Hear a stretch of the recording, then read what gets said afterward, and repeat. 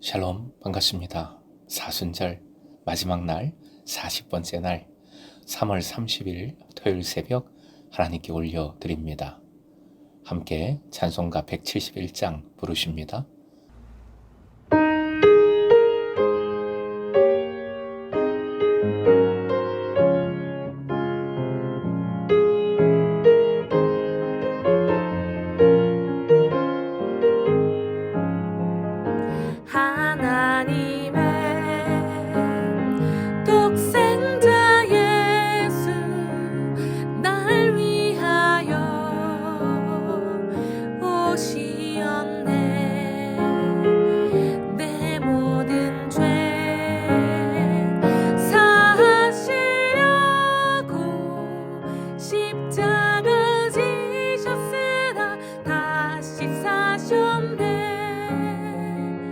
살아계신 주 나의 참된 소망 두려움이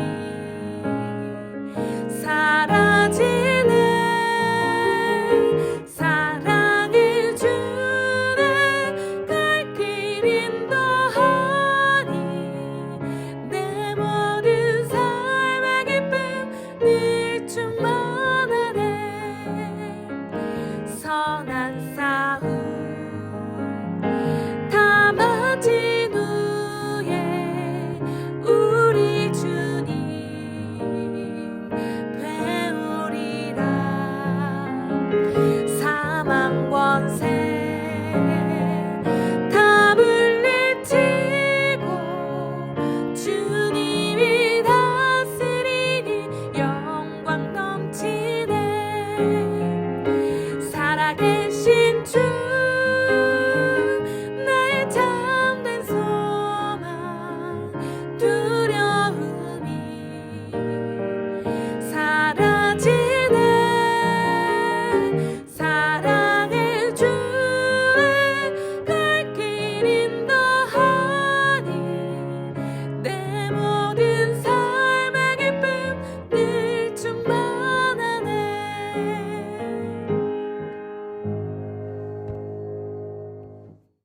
오늘 말씀은 마태복음 27장 57절에서 66절, 마태복음 27장 57절부터 66절까지입니다. 부활절을 준비하는 교회 대청소에 함께 해주시고요.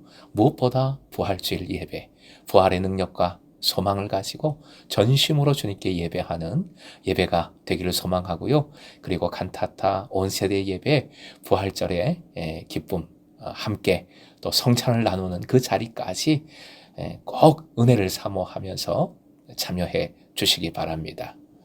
허락하신 하나님 말씀 함께 읽겠습니다. 저물었을 때에 아리마대의 부자 요셉이라 하는 사람이 왔으니 그도 예수의 제자라 빌라도에게 가서 예수의 시체를 달라 하니 이에 빌라도가 내주라 명령하거늘 요셉이 시체를 가져다가 깨끗한 세마포로 싸서 바위 속에 판 자기 새 무덤을 넣어두고 큰 돌을 굴려 무덤 문에 놓고 가니 거기 막달라 마리아와 다른 마리아가 무덤을 향하여 앉았더라.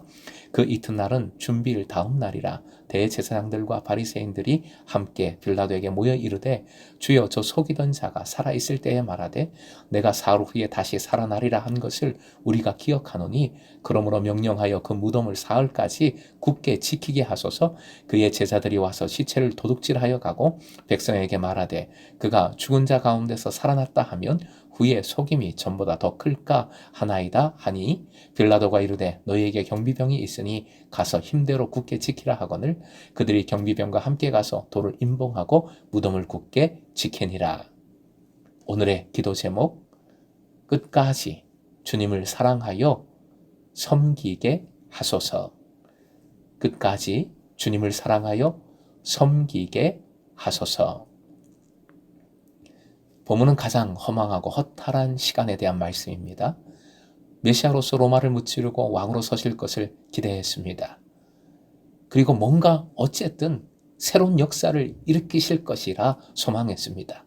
그런데 이렇게 허망하게 십자가형으로 처형당할지는 아무도 몰랐습니다. 그래도 뭔가 있겠지 했는데 아무 일도 일어나지 않았습니다.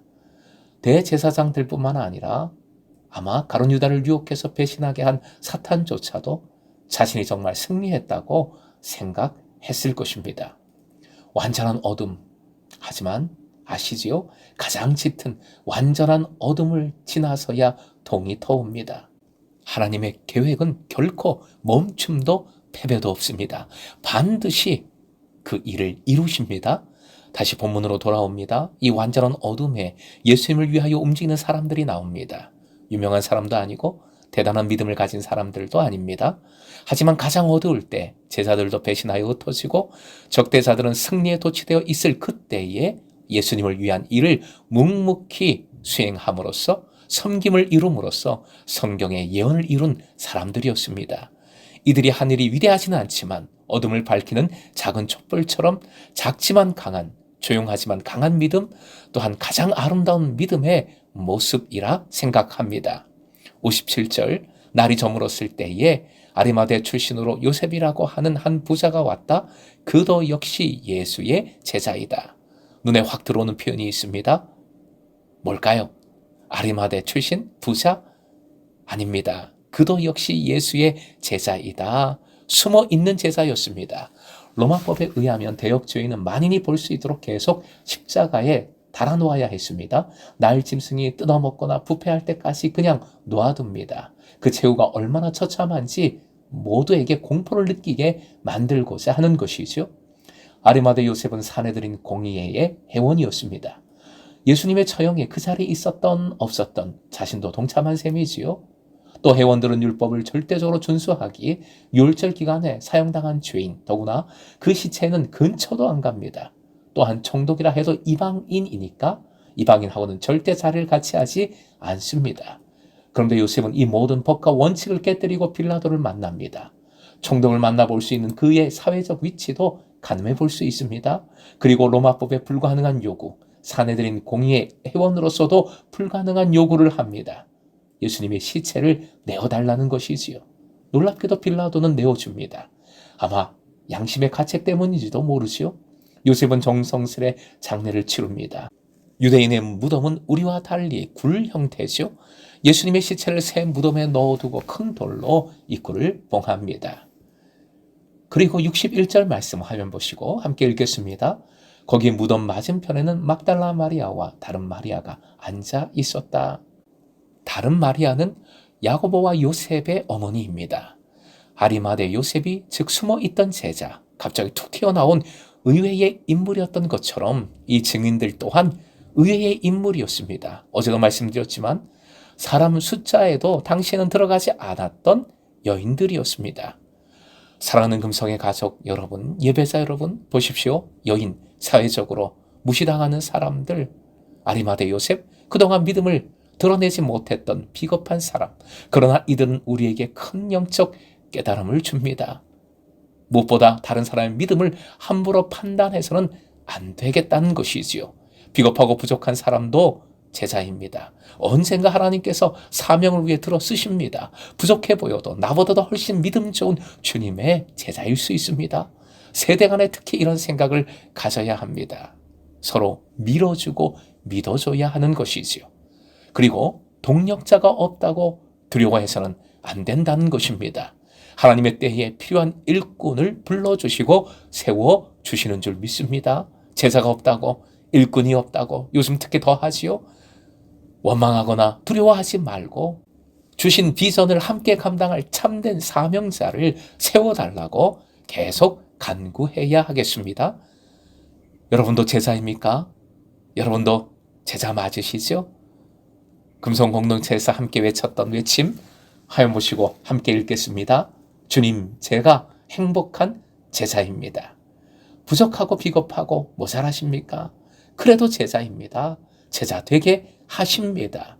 주님을 위해 최선을 다해 사명을 감당하는 부활의 소망을 가지고 끝까지 주님을 사랑하여 섬기는 제자 되어 함께 하나님 나라를 이루어가는 그 은총을 누릴 수 있기를 주님의 이름으로 축원드립니다.